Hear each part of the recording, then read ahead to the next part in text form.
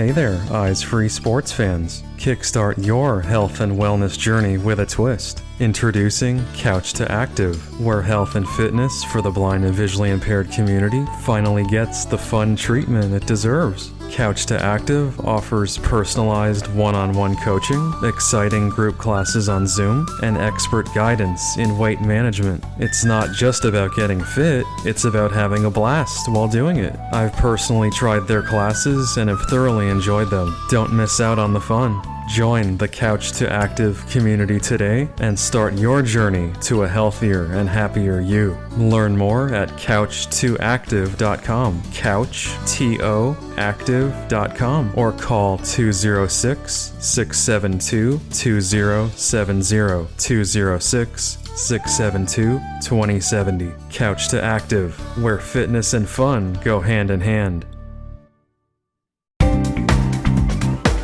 Hello, and thanks for checking out episode 103 of the Eyes Free Sports podcast. My name is Greg Lindberg. Here on this episode, we are chatting with a young lady in the Pittsburgh, Pennsylvania area who has been involved in adaptive sports and blind sports for many, many years now. And she also founded and continues to run a nonprofit focused on blind sports. In addition, she has actually taught adaptive sports at the college level and has some really interesting insight on that experience. So let's go ahead and get moving now with episode 103.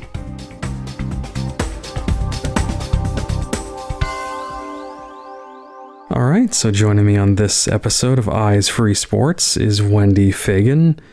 And Wendy is the executive director and founder of the nonprofit Envision Blind Sports. Wendy, welcome to Eyes Free Sports. Thank you. Happy to be here. Definitely. Really excited to have you on here. I know you have quite a background in the adaptive sports world and have been involved in a lot of cool things and starting a lot of cool things. So super excited to chat with you here today. Thank you.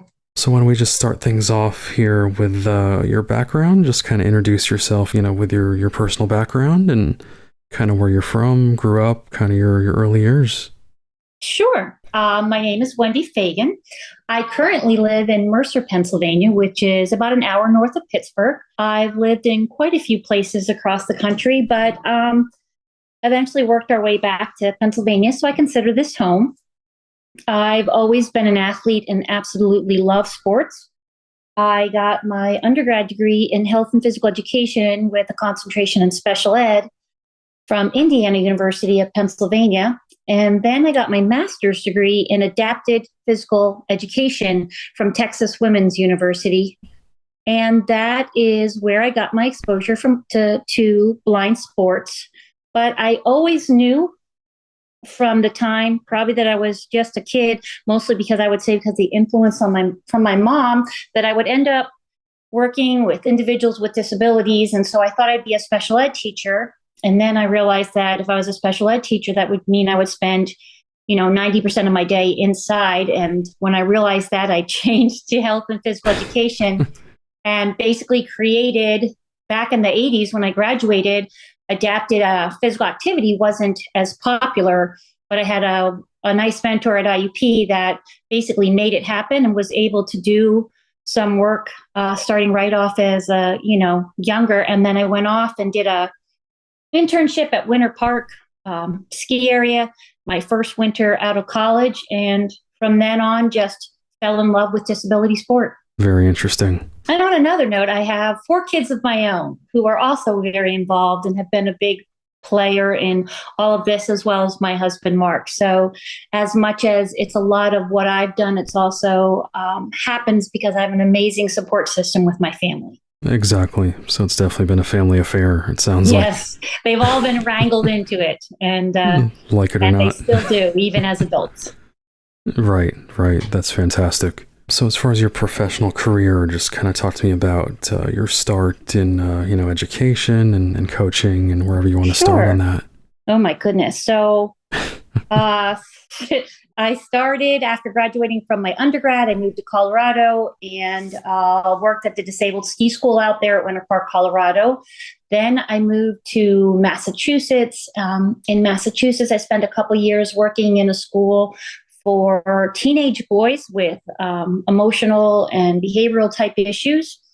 And then my husband got transferred to Texas. So off to Texas we went. That's where I got my master's degree and was able to really throw myself into the adaptive field. Claudine Sherrill was quite an influence. She ran an amazing program out there.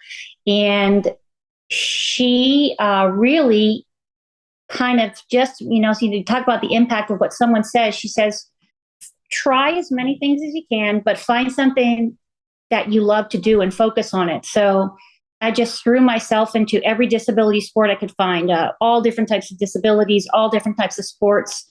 And I found blind sports in that process and absolutely fell in love.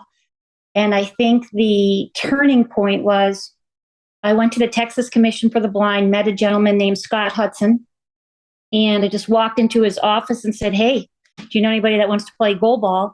And he said, are you kidding me? Absolutely. And within weeks of that meeting, we had a goalball team. We started traveling the country with that team, went to some, all different types of events. And I think those guys sealed the deal. There was a good core of 6, but even 3 or 4 that still have such a huge impact in my life because they just showed me, I don't know, they just made me fall in love with goalball and with blind sports in general, and just the love of movement and just the joy of sport. And that kind of sealed the deal. And I've been doing blind sports ever since. And if you're wondering how long that is, it's been over 30 years. So I would say I started getting involved in 1990, 1991. And, so 30 years later, still going strong. Wow. Wow. I was just out of diapers. You're probably my kid's age. My oldest is 30 and my youngest is 25. So yeah. Gotcha. I got a few years on them, but yeah, not too far off. Okay.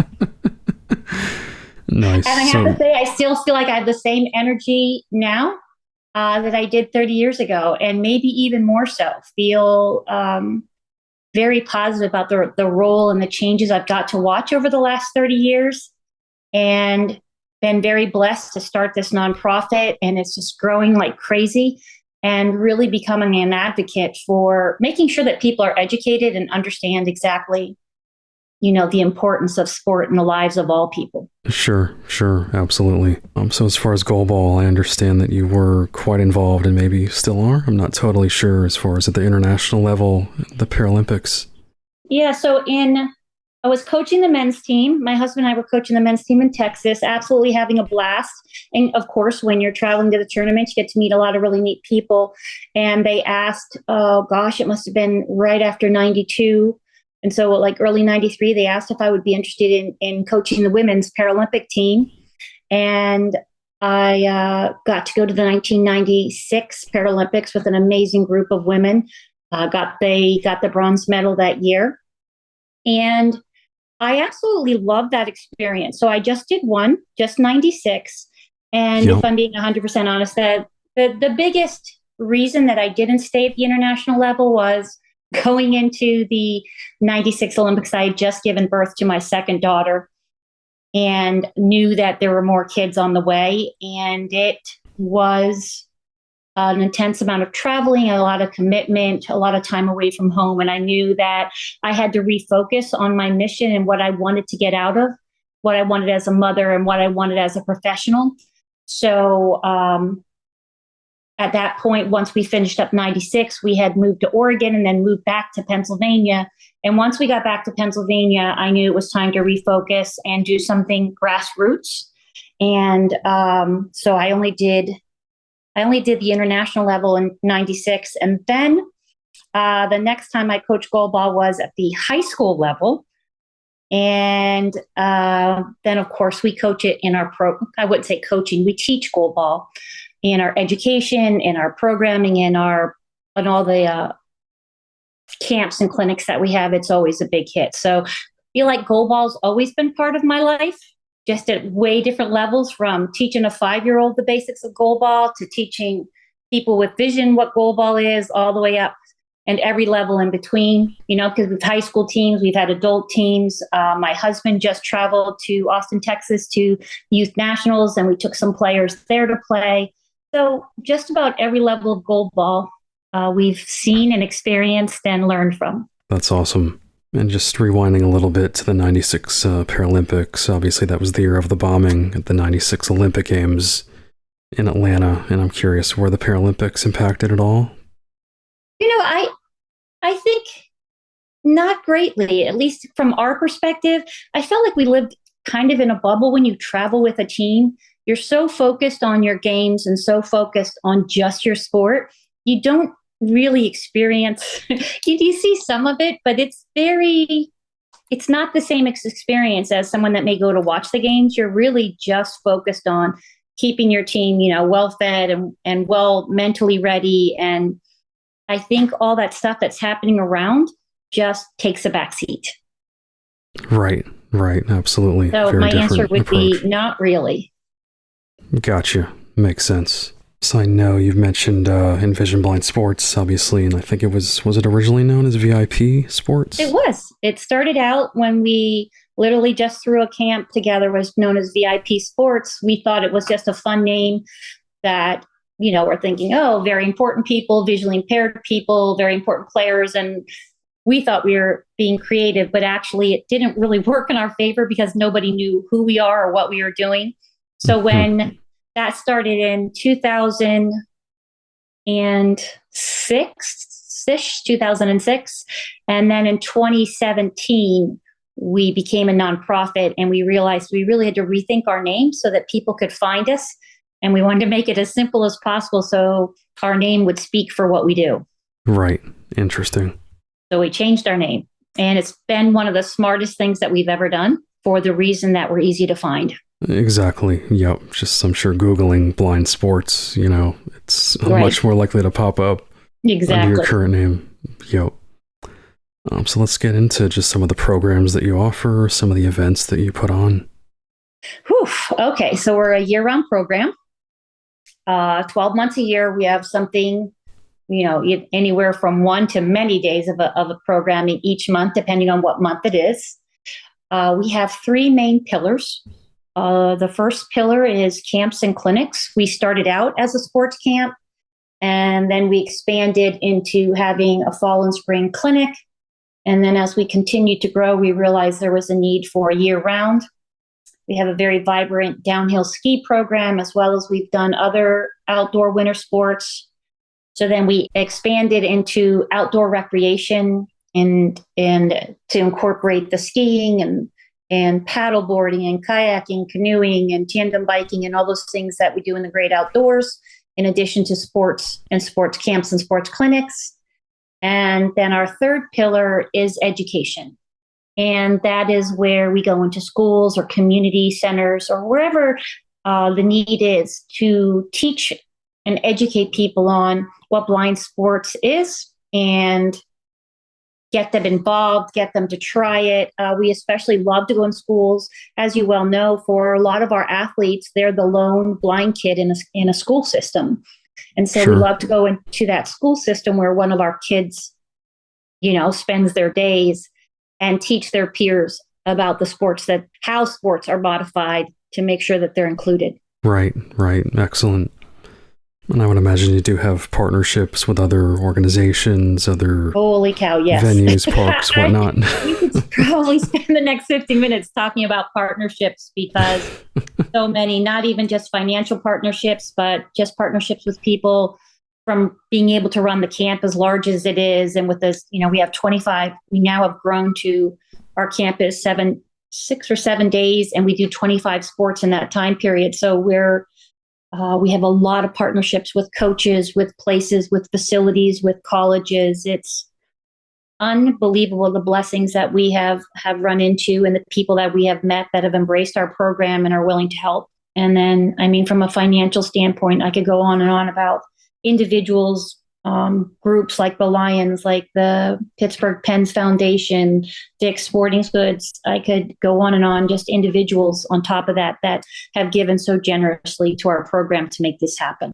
That's amazing, and just shows, there are good people out there and people willing to help and really wanting to help and who do care. Exactly. So as far as your team there and your volunteers, just kind of talk to me about what that whole picture looks like. Absolutely. So I have two key members, and they both have regular full-time jobs. But in addition to that, they work for Envision. Jillian Stringfellow is my director of program. She's my force behind camp and clinics. She's also involved year-round, but that is her big push is a lot of our programming.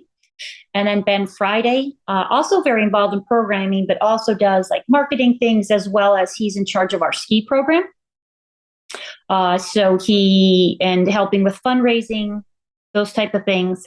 But he's definitely my winter sports guy. We've been really blessed in watching that program grow. So those are my two part-time employees. And between the three of us, we make it happen. And then I can't even imagine how many hundreds of volunteers we've had. Camp is obviously the biggest volunteer impact, but every program that we do, every single one. For instance, we just had what we called our fall clinic, and we held it at Robert Morris University, and we had 18 athletes and 24 volunteers.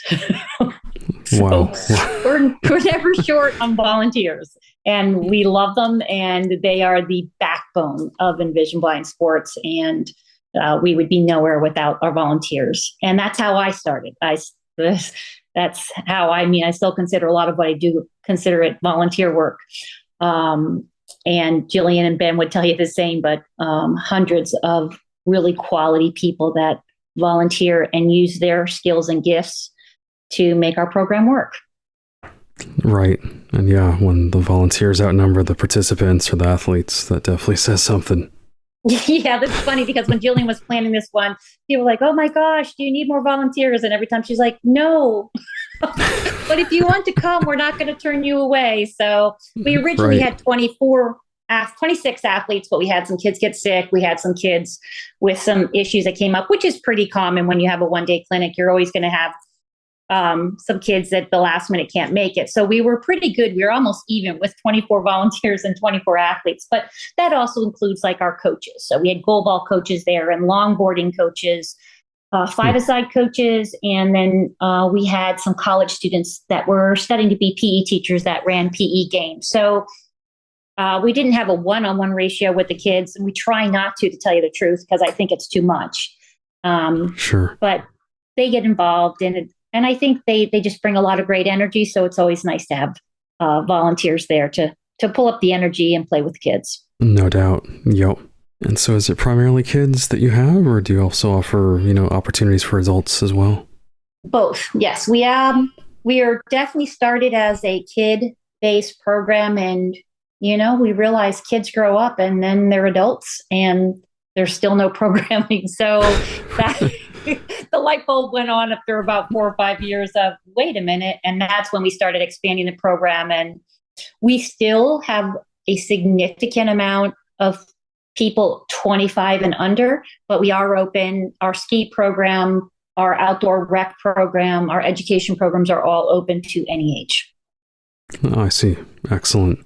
And specifically, I'm curious about young people, but even just in general, can you kind of speak to any examples of, athletes you've had come through your programs that you've really seen a true change, a true benefit in? Oof. Okay, we could talk for about, I could talk to you till tomorrow about athletes that I have watched grow and develop. And one of the things that I say, it's more than sport. It's a sports program, but there's so much more. And I've watched so many of our athletes develop and just become these, some of them start as little as 5 and they turn into these amazing humans. And I don't know, there's so many moments where you just see one of your athletes really blossom, whether it be on a ski slope or whether it's hitting a baseball and beat baseball, or whether it's scoring a goal in five-a-side football, or now that we're calling it blind soccer, I take that back, blind soccer. And And, we've had our share of athletes that have, like for instance, Callahan Young is one of our athletes, and he's currently over in Santiago playing for the men's goalball team. They're 3-0 and looks like they're going to be doing really well. And we're hoping that they win gold over there. And as long as they get gold or silver over there, they're going to be going to Paris. So, you have someone like Cal who came into our program as this awkward 12-year-old.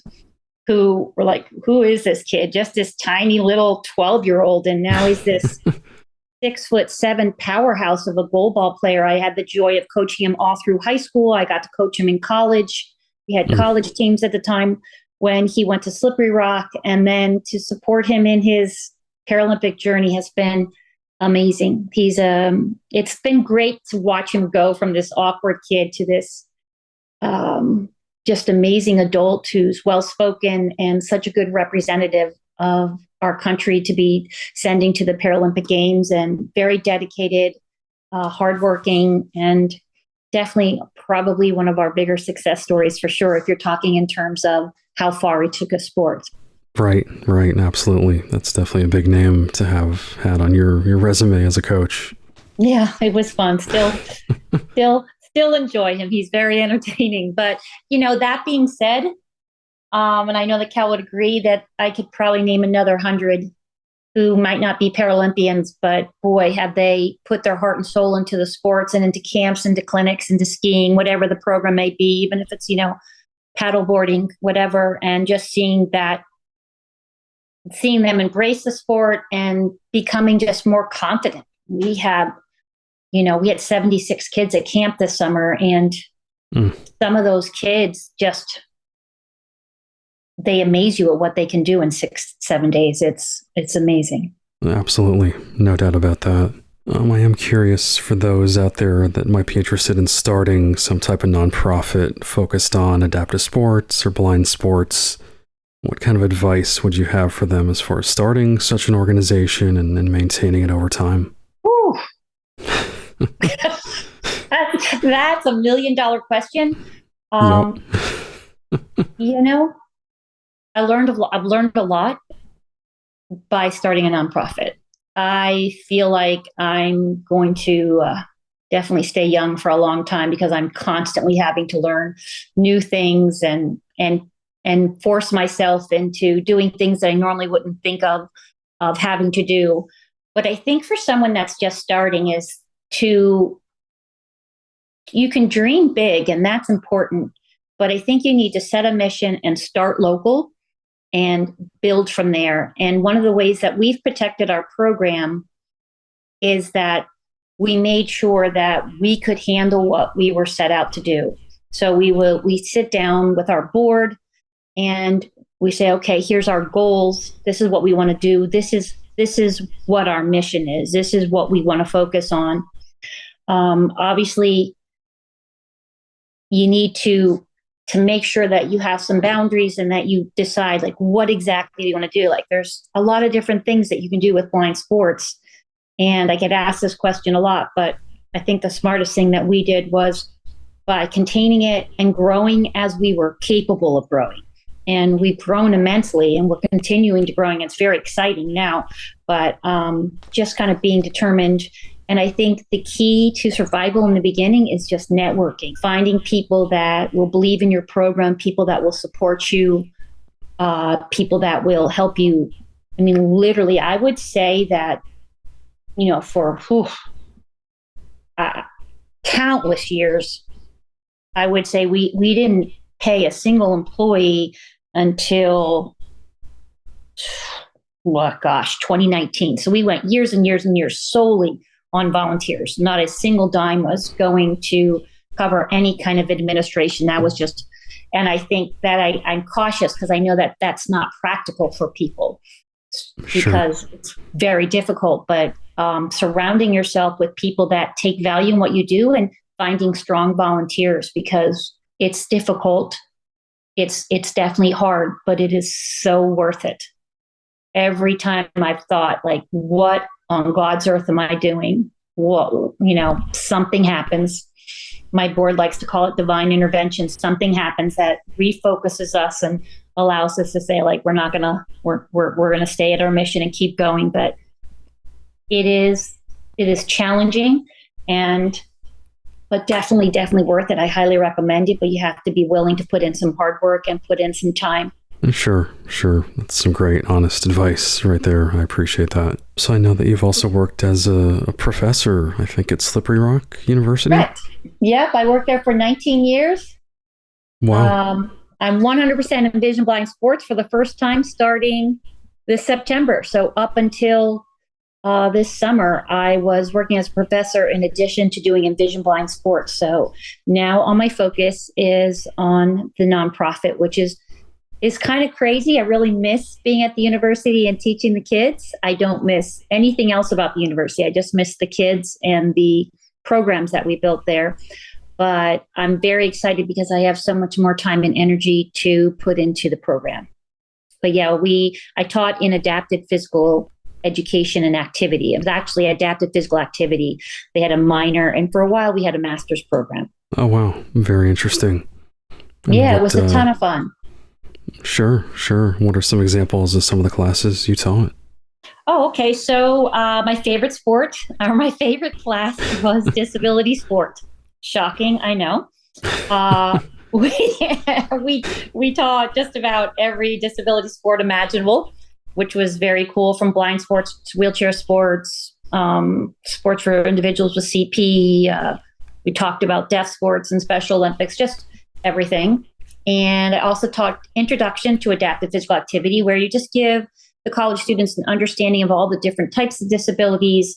And a main focus is, okay, now you get a basic understanding of the disability. How do you do adaptations? Because I spent 7 years as an adaptive physical educator when I lived in Texas. And you focus on, well, every individual learns a little differently, may need some mild modifications, and just teaching them how to, change the size of the ball, change the noise that it makes, change the amount of space. So that's a fun class. And then the third main class I taught was called Program Design, which I also very much loved. And that was just taking them through the whole process of developing and understanding, say, how to build a program like Envision Blind Sports, or maybe just how to design an after-school program, or how to design a community-based program. It doesn't always have to be something as large as a nonprofit. It could just be a smaller program, how to build a running club that includes people with disabilities, or how to, open the world of weight training to people with disabilities. So that was a ton of fun too. But those were the three main classes that I taught. Nice. Very cool.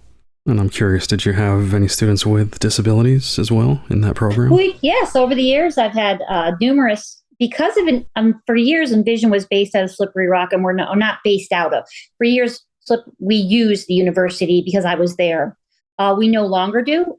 We found for like our camp, we're at Penn State Barron, which is absolutely amazing. That college has been so good to us. They're up in Erie. We work up there with Brian Streeter, who's the AD, and they have bent over backwards to help us make camp work there.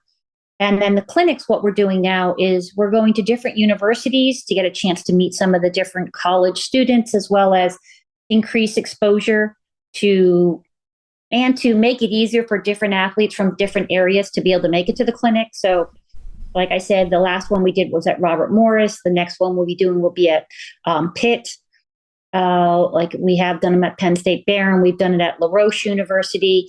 So it's kind of exciting now, because what we're going to do is expand by being able to move. We're not based out of a gym or out of a space. We go to where the activity is and where it's needed. And by shifting and going to different universities, it gives us the ability to move around. But back to your question, which I guess I already forgot, is yes, we had lots of, sorry about that, I diverted. No, we had a lot of students with not a lot, we had students with disabilities, hearing impairments, visual impairments, let me think, CP, amputation. And Slippery Rock also has a program for kids with autism and with intellectual disabilities that's on campus. So that population too. But Oh, wow. because we're based, that's where I got sidetracked. Because we were based there for so long, a lot of our kids that were blind would come to the university and spend a week there every summer. So they got really used to the university and they liked it and they felt comfortable there. So many of our athletes ended up going to school there, which was fun to have. I still have, probably right now, there's still 3 of our long-term athletes that are getting college degrees from Slippery Rock right now. Nice. Very cool. Yeah. Probably answered 2 questions for 1 there. Right. And BOGO. I got a BOGO. Did you get to do any research as far as, writing papers or research on blind sports or adaptive sports? Oh, you're not going to like my answer on this one. Uh-oh. I'm not a researcher. I have 0 interest in research. I shouldn't. That's a little harsh. I like reading it. I am a programmer at heart, 100%. Sure. And that is where my gift lies. And as much as I can say, I appreciate the individuals out there that are doing the research, and I know the value of it. I personally, it's definitely not one of my priorities. And I think about that because here I've been in a position where I have all these kids coming with the same exact disability in a sports setting. So should have I done research? Yes, I should. Will I be doing it in the future? No, I will not. So I know it's something I should do and embrace, but it's definitely not in my life calling. Right. Hey, I appreciate your honesty on that one. I guess maybe a bit of a follow-up, just kind of your, reflecting on your career, reflecting on, your observations as an educator, as a coach.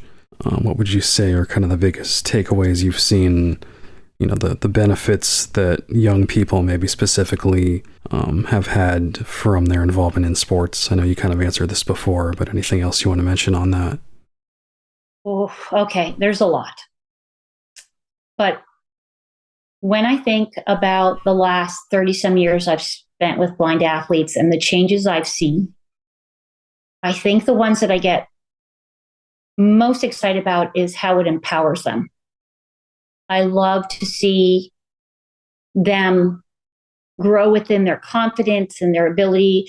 I absolutely could tell you many stories where as they grow and they come to the program, they come back year after year, they go back to their high schools or their middle schools and they're like, well, hey, I want to wrestle. I want to be on the track team, and just educating people on how to be a guide so that they can have a runner or a guide runner, going back and explaining like how to modify something and using the skills that they learned at Envision to go back and empower. And they also become great educators. And I think when they get that knowledge, when I can pass that knowledge on, then I think we've just increased that whole circle, the whole ripple effect type of thing, where you give someone a piece of knowledge and then they start to share it. It's the same thing with my college kids. They tell somebody who tells somebody. And I think about all the great places that my college kids are at now. We've got kids that are teaching in blind schools in New York, in Virginia, in Chicago, all over the country. And I think for not just the blind athletes, but also for my volunteers, empowerment and education is forever. And I love to see them with that confidence. I love teaching a kid a skill they think they can't do, and then the excitement they feel when they realize they can. We see that a lot on the ski slopes where like, oh, I don't have balance, or I can't do this, or this is too scary. And by the end of the day, they're skiing down the slope by themselves. There's a lot of sports that we could say that about. And I also think from the independence. So the camp, especially, I would say for all the programs, but when they come to camp, they have to be independent. They have to, learn skills to make friends. They have to, be able to get themselves up in the morning and get everything they need, because they're going to be swimming in the morning and then doing something else. And, they're going to be doing 7 sports in one day. They have to have all their equipment or whatever they need to get through their day. They just that whole living in a college dorm when you're, 5, 6, 7, all the way up to 18 years old, there's a lot you learn from that. So, and I think the other thing that's of great value in sport, and I'm a huge believer in this, sure, and I hope the research supports it, is the increase in orientation and mobility. I love to see the kids increase their ability to get around independently, to find themselves from point A to point B, in addition to just getting around their environments and just feeling more physically stronger. I think we sometimes lose fact that we need to increase the strength and power of our athletes. So seeing them realizing the value of that. So I could go on and on about what I think sports do. And I think confidence is another one. I think you're an athlete, and I know what sports did for me, and that's what sports does. And I think sports has that impact on anybody who gets involved. And that's why disability sport is so important, because it's so easy for people to look at athletes that are blind and say, well, they can't do that. And I don't really understand that, because I tell people all the time, it's not a physical disability. They have 100% Right. of their physical abilities. They just have limited or no vision. It's a sensory disability. And sometimes I think the kids even need to learn that. I'll have kids that be like, well, I can't run. And I'm like, that's the most ridiculous thing I've ever heard. What do you mean you can't run? Of course you can run. And, as you are probably aware, we have kids come to camp that they're right. They can't run because no one's ever expected them to. And so upping their expectations and then seeing that joy when they're like, whoa, I can do this. I can outdo what other people expect of me. There are so many people that underestimate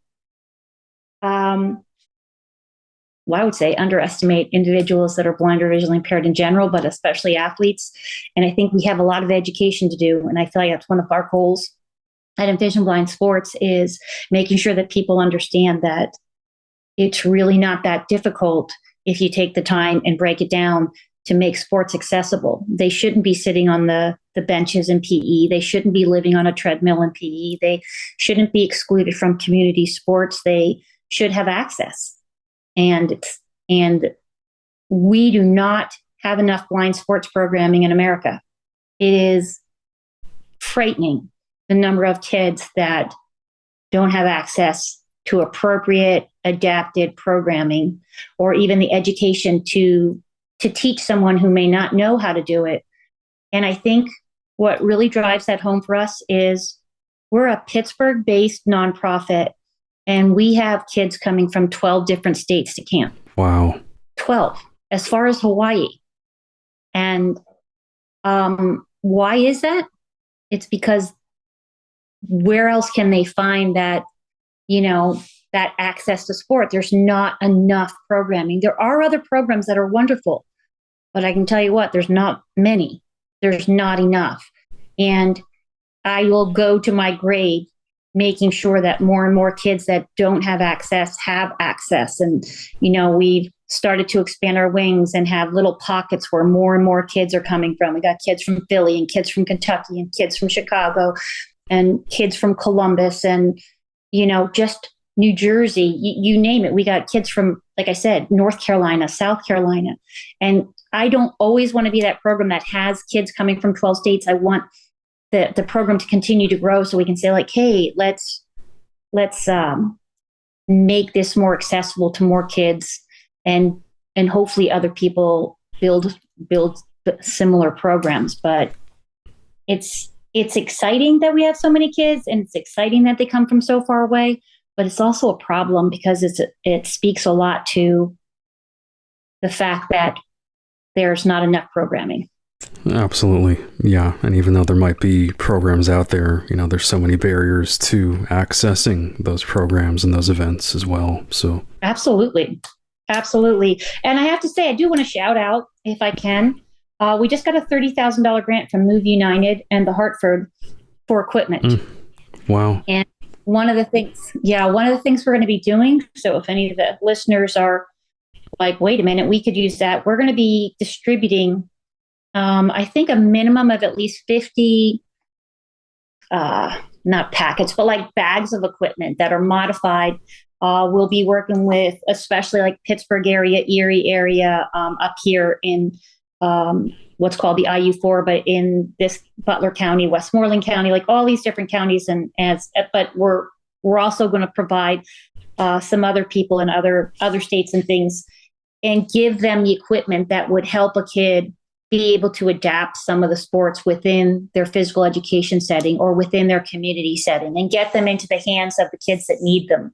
And it's just like a start where we really wanted to blow up. And I think what happens is when you get that equipment and with that equipment comes education, is that all of a sudden you're increasing the awareness of blind sports. And with every time that we increase that awareness, then that allows the program and programming to start to develop and grow. Sure, absolutely. And wow. So we're really thankful for that. Oh yeah. And hey, I can definitely sense the passion in your voice and the energy and enthusiasm you still have after all these years. So that's amazing. It just grows. It never gets old. Yep. We hadn't been to high school nationals in years. I hadn't been to high school nationals since Callahan. I went to high school nationals this year just to see. It was very exciting to get. And I have to tell you, while I was at nationals, multiple conversations with other people that have the same exact goals is what do we need to do as a community to make this happen more often? Right. Okay, then to wrap up here, I definitely wanted to give you a chance to share contact info if anyone wants to learn more about Envision Blind Sports or contact you guys or get involved. How can they do that? Absolutely. So we have a website, super easy. Just go to envisionblindsports.org. When you get to that website, the easiest way is there's a little clicky button where you can get more information if you're a volunteer or if you're an athlete. And we get those several a week from all over, like I said, all over the country, where people like, help us find programming, or can we be involved in yours? That's a great way to learn about the program too. It talks a little bit about the breakdown and some of our missions and visions and values and things like that. You can also email us at envisionblindsports@gmail.com. We also have individual emails, but I won't get into them now. But if you reach out to us, we'll be able to. It doesn't matter what sport it is, doesn't matter what time of year the sport happens. Like I said, if it's something from just having a question as simple of how do I make my aquatics director understand that my kid should be able to be involved in the local swim program. It could be something as simple as that, as to how do I get a hold of a goalball? How do I get a blind soccer ball? Or how do I get to camp? All of those questions can be answered. And that's probably the simplest way to get a hold of us. Excellent. And I'll definitely include all that info in the show notes for this episode for everyone too. Alrighty. Well, again, yeah, it's been such a true pleasure to chat with you here, Wendy. We've been speaking with Wendy Fagan, Envision Blind Sports. And thank you so much for your time, and just especially thank you for everything you've done and continue to do for the blind community. Thank you so much for having me. And I encourage anyone that's listening that wants to get involved or wants to, take blind sports to the next level, please reach out to me. We're always looking for people that are interested in volunteering, people that are interested in financially helping, or people that have athletes that need help. We're looking at every aspect of blind sports and want to make sure that we get as many people involved as possible. Awesome. Great words to end it on. Alrighty. Thanks again. You're welcome. And thank you for taking the time to speak with me today. I appreciate that. Definitely. To hear more episodes of the Eyes Free Sports podcast and to subscribe, search for Eyes Free Sports on your favorite podcast platform or visit eyesfreesports.com. Be sure to follow the Eyes Free Sports podcast at facebook.com/eyesfreesports and on Twitter @eyesfreesports.